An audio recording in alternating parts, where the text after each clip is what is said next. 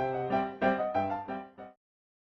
วัสดีค่ะท่านผู้ชมยินดีต้อนรับเข้าสู่ปอยเอ็นจอยนะคะซึ่งในวันนี้เนี่ยปอยไม่ได้จะพามาแคสเกมหรือว่าพาไปเที่ยวนะคะวันนี้ปอยจะพามากินบะหมี่เผ็ดเกาหลีแบบสูตรเย็นที่เพิ่งออกมาและนี่นะคะก็จะเป็นบะหมี่เผ็ดสูตรเย็นนะนี่ดูจากภาพของเจ้าเป็ดตัวนี้นะคะรู้สึกว่ามันจะเย็นมากเลยถึงต้องเอามือไปอมนะคะแล้วเขาจะบอกด้วยว่าวิธีทำนะคะคือให้เรา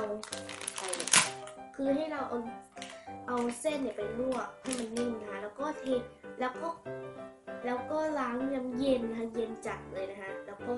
ใส่เครื่องปรุงอะไรต่างๆนะแต่ว่าต้องไปสูตรในสูตรของแม่ปูเป้นะคะเขาเป็นแบบ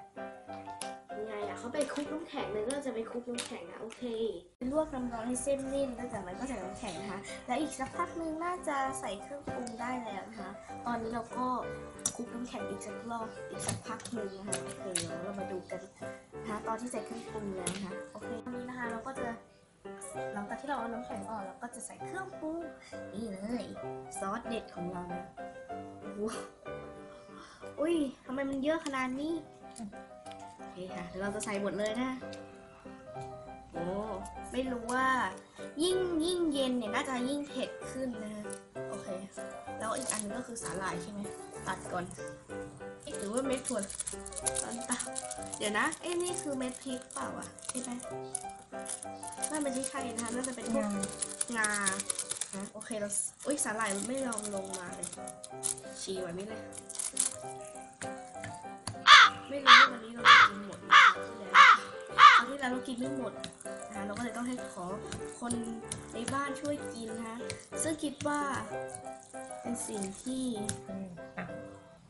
กินกันเลยค่ะท่านผู้ชมนี่เส้นเดี๋ยวเขาไม่ตะเกียบไม่เท่ากันโอเคเดี๋ยวเราจัดตะเกียบโอเคอุ้ยเส้นเย็นจริงๆด้วย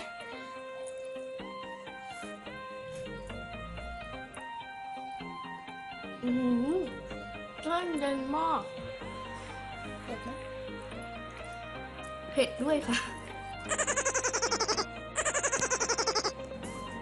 ก็ตอนนี้นะเส้นอร่อยมากเลยแล้วคือเย็นด้วยเผ็ดด้วย